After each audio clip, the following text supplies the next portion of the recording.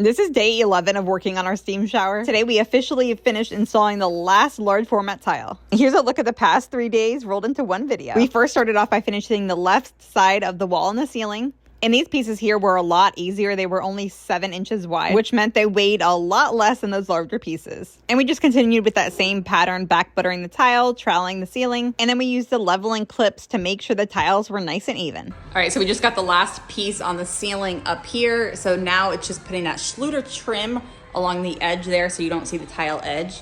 And then we have to kind of come in here and finish up along this where the bench is and the niches. Floor in there is already done and everything, so it's just this inner side of the knee wall.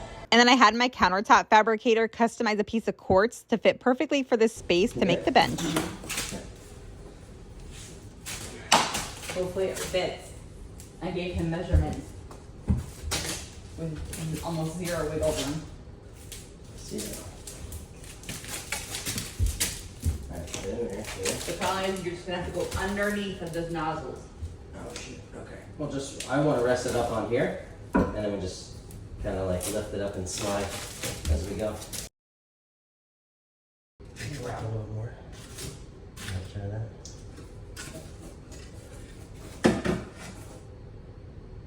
Yeah, that's pretty dang good. Yeah.